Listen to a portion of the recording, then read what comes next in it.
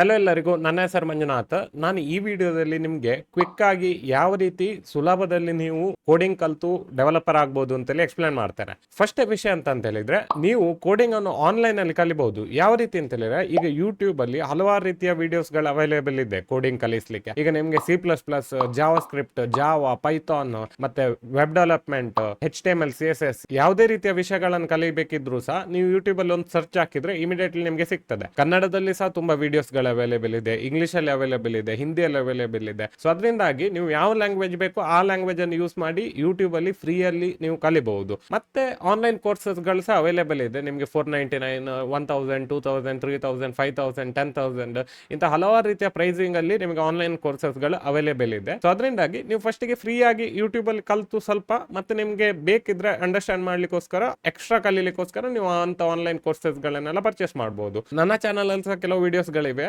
But ಬೇರೆ ಹಲವಾರು ರೀತಿಯ ವಿಡಿಯೋಸ್ ಗಳು ಸಹ ಇವೆ ಯೂಟ್ಯೂಬ್ ಅಲ್ಲಿ. ಸೊ ಅದನ್ನ ಸರ್ಚ್ ಮಾಡಿ ನೀವು ಕಲಿಬಹುದು. ಸೆಕೆಂಡ್ ಟಿಪ್ ಎಂತ ಅಂತ ಹೇಳಿದ್ರೆ, ನೀವು ಎ ಅನ್ನು ಯೂಸ್ ಮಾಡಿ. ಈಗ ಗೂಗಲ್ ಅವರದ್ದು ಜೆಮಿನೈ ಅಂತೇಳಿ ಪ್ರಾಜೆಕ್ಟ್ ಉಂಟು, ಮತ್ತೆ ಚಾಟ್ GPT ಹೇಗೂ ನಿಮ್ಗೆ ಗೊತ್ತಿರಬಹುದು. ನೀವು ಈ ಎರಡು ಟೂಲ್ಸ್ ಗಳನ್ನ ನೀವು ಯೂಸ್ ಮಾಡಿ ಕೋಡಿಂಗ್ ಅನ್ನು ಕರೆಕ್ಟ್ ಆಗಿ ಕಲಿಬಹುದು. ಓಕೆ, ಹೇಗೆ ಕಲಿಬಹುದು ಅಂತೇಳಿ ನೀವು ಥಿಂಕ್ ಮಾಡಿರೋರೆ. ಸೊ ಈಗ ಈ ಟೂಲ್ಸ್ ಗಳಲ್ಲಿ ಹೋಗಿ ಫಸ್ಟ್ ಗೆ ನೀವು ಅದರ ಹತ್ರ ಕೇಳಬೇಕು, ನಂಗೆ ಈಗ ಮೊಬೈಲ್ ಆಪ್ ಬಿಲ್ಡ್ ಮಾಡಬೇಕು, ಅವಾಗ ಎಂತ ಕಲಿಬೇಕು ಅಂತೇಳಿ ನೀವು ಫಸ್ಟ್ ಕ್ವಶನ್ ಅದರ ಹತ್ರ ಕೇಳಬೇಕು. ಅವಾಗ ಅದು ಇಮಿಡಿಯೇಟ್ಲಿ ನಿಮಗೆ ಅದು ಆನ್ಸರ್ ಮಾಡ್ತದೆ. ನೀವು ಮೊಬೈಲ್ ಆಪ್ ಕಲಿಬೇಕಿದ್ರೆ ನಿಮ್ಗೆ ಇಂಥ ನಾಲೆಜ್ ಗಳಿರಬೇಕು, ನೀವು ಇಂಥ ವಿಷಯಗಳನ್ನು ಕಲಿಬಹುದು ಅಂತ. ಸೊ ಅದಾದ ನಂತರ ನೀವು ಆ ಲ್ಯಾಂಗ್ವೇಜ್ ಅನ್ನು ನೀವು ಅದನ್ನು ಕಲಿಲಿಕ್ಕೆ ಸ್ಟಾರ್ಟ್ ಮಾಡಬಹುದು. ಮೇ ಬಿ ಜಾವಾ ಸ್ಕ್ರಿಪ್ಟ್ ಅಥವಾ ಮೇ ಬಿ ಫ್ಲಟರ್, ಈ ಎರಡು ಟೂಲ್ಸ್ ಗಳನ್ನು ಯೂಸ್ ಮಾಡಿ ಅದ್ರ ಹತ್ರ ಕೇಳ್ಬೇಕು ನೀವು ಕ್ವಶನ್, ಯಾವ ರೀತಿ ಒಂದು ಹೆಲೋ ವರ್ಲ್ಡ್ ಪ್ರಾಜೆಕ್ಟ್ ಬಿಲ್ಡ್ ಮಾಡೋದು, ಇನ್ಸ್ಟಾಲ್ ಮಾಡಬೇಕಿದ್ರೆ ನನ್ನ ಲ್ಯಾಪ್ಟಾಪ್ ಅಲ್ಲಿ ಎಂತ ಎಲ್ಲ ಇರಬೇಕು ಅಂತೇಳಿ ನೀವು ಅದ್ರ ಹತ್ರ ಕ್ವಶನ್ ಕೇಳಿದ್ರೆ ಅದು ನಿಮ್ಗೆ ಇಮಿಡಿಯೇಟ್ಲಿ ಆನ್ಸರ್ ಕೊಡ್ತದೆ. ಸೊ ಅದರಿಂದ ಗೂಗಲ್ ಅವ್ರದ್ದು ಜೆಮಿನೈ ಮತ್ತೆ ಚಾಟ್ GPT ಯೂಸ್ ಮಾಡಿ ಅದ್ರ ಹತ್ರ ಕ್ವಶನ್ ಗಳು ಕೇಳಿ ಒನ್ ಬೈ ಒನ್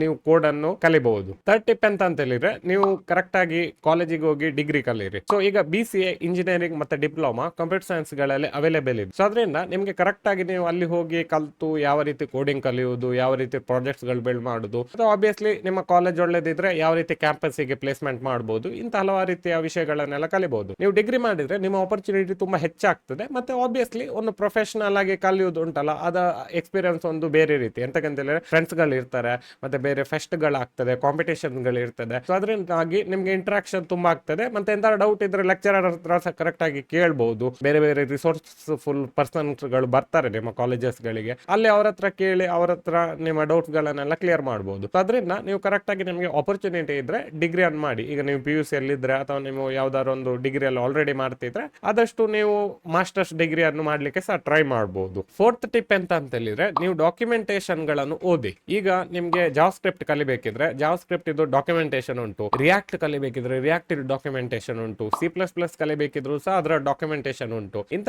ಹಲವಾರು ರೀತಿಯ ವಿಷಯಗಳ ಬಗ್ಗೆ ಅವರದೇ ವೆಬ್ಸೈಟ್ ಅಲ್ಲಿ ಎಲ್ಲ ಸ್ಟೆಪ್ ಬೈ ಸ್ಟೆಪ್ ಪ್ರಾಸೆಸ್ ಇರ್ತದೆ. ಅವರು ಕರೆಕ್ಟ್ ಆಗಿ ಎಕ್ಸ್ಪ್ಲೇನ್ ಮಾಡ್ತಾರೆ ಯಾವ ರೀತಿ ಅದನ್ನು ನೀವು ನಿಮ್ಮ ಲ್ಯಾಪ್ಟಾಪ್ ಅಲ್ಲಿ ಇನ್ಸ್ಟಾಲ್ ಮಾಡಬಹುದು, ಅದಾದ ನಂತರ ಯಾವ ರೀತಿ ನೀವು ಅದನ್ನು ಕಲಿಲಿಕ್ಕೆ ಸ್ಟಾರ್ಟ್ ಮಾಡಬೇಕು, ಯಾವ್ದೆಲ್ಲ ಫಸ್ಟ್ ಸ್ಟೆಪ್ಸ್ ಗಳು ವಿತ್ ಎಕ್ಸಾಂಪಲ್ ಅವ್ರು ನಿಮಗೆ ಕರೆಕ್ಟ್ ಆಗಿ ಕಲಿಸ್ತಾರೆ. ಸೊ ಅದರಿಂದಾಗಿ ಆ ಡಾಕ್ಯುಮೆಂಟೇಶನ್ ಉಂಟಲ್ಲ ತುಂಬಾ ವ್ಯಾಲ್ಯೂಯಬಲ್. ತುಂಬಾ ಜನ ನನ್ನ ಹತ್ರ ಕೇಳ್ತಾರೆ ಬುಕ್ಸ್ ಯಾವ್ದಾದ್ರು ಉಂಟಂತ. ಬುಕ್ಸ್ ಯೂಶುವಲಿ ಔಟ್ಡೇಟ್ ಆಗ್ತದೆ, ಅಥವಾ ನೀವು ಹೊಸ ಬುಕ್ಸ್ ಗಳನ್ನು ಪರ್ಚೇಸ್ ಮಾಡಬೇಕು ನಿಮ್ಗೆ ಅದರ ಅಪ್ಡೇಟ್ಸ್ ಗಳನ್ನು ಕಲಿಬೇಕಿದ್ರೆ. But documentation usually up to date ಆಗಿರ್ತದೆ. ಅವ್ರು ಯಾವ ರೀತಿ ಅದನ್ನು ಡೆವಲಪ್ ಮಾಡ್ತಾ ಇರ್ತಾರೆ, ಇಮಿಡಿಯೇಟ್ಲಿ ಡಾಕ್ಯುಮೆಂಟೇಶನ್ ಸಹ ಅವ್ರು ರಿಲೀಸ್ ಮಾಡ್ತಾರೆ. ಸೊ ಅದರಿಂದ ನೀವೀಗ ಲರವೆಲ್ ಅನ್ನು ಕಲಿತಿದ್ರೆ ನೀವು ಲರವೆಲ್ ಡಾಕ್ಯುಮೆಂಟೇಶನ್ ಅಂತೇಳಿ ಗೂಗಲ್ ಅಲ್ಲಿ ಹಾಕಿದ್ರೆ ಇಮಿಡಿಯೇಟ್ಲಿ ಲರವೆಲ್ ಡಾಕ್ಯುಮೆಂಟೇಶನ್ ಬರ್ತದೆ. ಇದನ್ನು ನೀವು ಚಾಟ್ GPT ಒಟ್ಟಿಗೆ ಕಂಬೈನ್ ಮಾಡಿ ಕಲಿಲಿಕ್ಕೆ ಸಹ ಒಳ್ಳೇದು. ಸೊ ಅದರಿಂದಾಗಿ ಇದೊಂದು ಒಳ್ಳೆ ಟಿಪ್. ಫೈನಲ್ ಮತ್ತೆ ಫಿಫ್ತ್ ಟಿಪ್ ಅಂತ ಹೇಳಿದ್ರೆ, ನೀವು ಪ್ರಾಜೆಕ್ಟ್ಸ್ ಗಳನ್ನು ಬಿಲ್ಡ್ ಮಾಡ್ಲಿಕ್ಕೆ ಸ್ಟಾರ್ಟ್ ಮಾಡಿ. ಓಕೆ, ನೀವೀಗ ಯೂಟ್ಯೂಬ್ ಅನ್ನು ನೋಡಿ ಕಲಿತಿರುವಿರಿ, ಡಾಕ್ಯುಮೆಂಟೇಶನ್ ನೋಡಿ ಕಲಿತಿರುವಿರಿ, AI ಗಳನ್ನು ಯೂಸ್ ಮಾಡಿ ಕಲಿತಿರುವಿರಿ. ಬಟ್ ಮೇನ್ ಆಗಿ ನಿಮ್ಗೆ ಸುಲಭದಲ್ಲಿ ಕಲಿಬೇಕಂತ ಹೇಳಿದ್ರೆ ನೀವು ಡೈರೆಕ್ಟ್ ಆಗಿ ಪ್ರಾಜೆಕ್ಟ್ ಬಿಲ್ಡ್ ಮಾಡ್ಲಿಕ್ಕೆ ಸ್ಟಾರ್ಟ್ ಮಾಡಬೇಕು. ಈಗ ನಾನು ನಿಮ್ಗೆ ಬೇಸಿಕ್ಸ್ ಗಳನ್ನು ಕಲಿಲಿಕ್ಕೆ ತುಂಬಾ ಸ್ಟ್ರೆಸ್ ಮಾಡ್ತಿದ್ದೇನೆ. ಸೊ ಅದರಿಂದ ಬೇಸಿಕ್ಸ್ ಗಳನ್ನು ನಾನು ಹೇಳಿದ ಮೆಥಡ್ ಅನ್ನು ಯೂಸ್ ಮಾಡಿ ನೀವು ಕಲೀರಿ. ಒಂದ್ಸರಿ ಆ ಬೇಸಿಕ್ಸ್ ಗಳೆಲ್ಲ ಕ್ಲಿಯರ್ ಆದ ನಂತರ ನೀವು ಇಮಿಡಿಯೇಟ್ಲಿ ಪ್ರಾಜೆಕ್ಟ್ಸ್ ಗಳನ್ನು ಬಿಲ್ಡ್ ಮಾಡ್ಲಿಕ್ಕೆ ಸ್ಟಾರ್ಟ್ ಮಾಡಿ. ಒಂದು simple weather application, it doesn't matter ನೀವು ಮೊಬೈಲ್ ಅಲ್ಲಿ ಮಾಡಿರುವಿರಿ ಅಥವಾ PC ಅಲ್ಲಿ ಮಾಡಿರುವಿರಿ ಅಥವಾ ವೆಬ್ಸೈಟ್ ಅಲ್ಲಿ ಮಾಡಿರುವಿರಿ, ಒಂದು ವೆದರ್ ತೋರಿಸುವ ಒಂದು ಅಪ್ಲಿಕೇಶನ್ ಮಾಡಬಹುದು, ಮತ್ತೆ ಒಂದು ಕ್ಯಾಲ್ಕುಲೇಟರ್ ಮಾಡಬಹುದು, ಮತ್ತೆ ಒಂದು ಬಿಲ್ಲಿಂಗ್ ಸಾಫ್ಟ್ವೇರ್ ಮಾಡಬಹುದು. ಇಂಥ ಹಲವಾರು ರೀತಿಯ ಆಪ್ಷನ್ಸ್ ಗಳು ನಿಮ್ಗೆ ಅವೈಲೇಬಲ್ ಇದೆ. ನೀವು ಇಂಥ ಪ್ರಾಜೆಕ್ಟ್ಸ್ ಗಳನ್ನು ಮಾಡುವಾಗ ನಿಮ್ಗೆ ಕರೆಕ್ಟ್ ಆಗಿ ಕೋಡಿಂಗ್ ಅಲ್ಲಿ ಎಂತೆಲ್ಲ ಕಲಿಬೇಕು ಅಂತೇಳಿ ನಿಮ್ಗೆ ಕರೆಕ್ಟ್ ಆಗಿ ಗೊತ್ತಾಗ್ತದೆ. ಮತ್ತೆ ಒಂದ್ಸರಿ ಪ್ರಾಜೆಕ್ಟ್ ಕಲ್ತ ನಂತರ ನಿಮ್ಮ ರೆಸ್ಯೂಮಿಗೆ ಅದನ್ನು ಹಾಕಬಹುದು, ನಿಮ್ಮ ವ್ಯಾಲ್ಯೂ ಇನ್ನೂ ಸಹ ಹೆಚ್ಚಾಗ್ತದೆ. ಮತ್ತೆ ನಾನ್ ಸಹ ಈಗ ಪ್ರಾಜೆಕ್ಟ್ಸ್ ಗಳನ್ನು ಬಿಲ್ಡ್ ಮಾಡಿ ಕಲಿಯುವುದು ಈಗ ಎಂತ ಒಂದು ಹೊಸದು ಕಲಿಬೇಕಿದ್ರೆ. ಸೊ ಅದರಿಂದ ಇದೊಂದು ಬೆಸ್ಟ್ ಟಿಪ್. ನಿಮ್ಗೆ ಪ್ರಾಜೆಕ್ಟ್ಸ್ ಗಳನ್ನು ಬಿಲ್ಡ್ ಮಾಡ್ಲಿಕ್ಕೆ ಸ್ಟಾರ್ಟ್ ಮಾಡಿ, ಅವಾಗ ಅದನ್ನು ಕಲಿತಾ ಹೋಗಿ. ಬೇರೆ ಟಿಪ್ಸ್ ಟಿಪ್ಸ್ ನಾನು ಹೇಳಿದಲ್ಲ ಅದನ್ನು ಯೂಸ್ ಮಾಡಿ. ಮೇ ಬಿ ಗೂಗಲ್ ಹತ್ರ ಕೇಳಿ, ಮೇ ಬಿ ಚಾಟ್ GPT ಹತ್ರ ಕೇಳಿ, ಮೇ ಬಿ ಸ್ವಲ್ಪ ಆನ್ಲೈನ್ ಕೋರ್ಸಸ್ ಸಹ ಮಾಡಿ, ಯೂಟ್ಯೂಬ್ ವಿಡಿಯೋಸ್ ಸಹ ನೋಡಿ, ಅದೆಲ್ಲ ನೋಡಿಕೊಂಡು ಒಂದು ಪ್ರಾಜೆಕ್ಟ್ ಬಿಲ್ಡ್ ಮಾಡಲಿಕ್ಕೆ ಸ್ಟಾರ್ಟ್ ಮಾಡಿ. Happy coding. ನೆಕ್ಸ್ಟ್ ವಿಡಿಯೋದಲ್ಲಿ ಸಿಗೋಣ. ಬಾಯ್.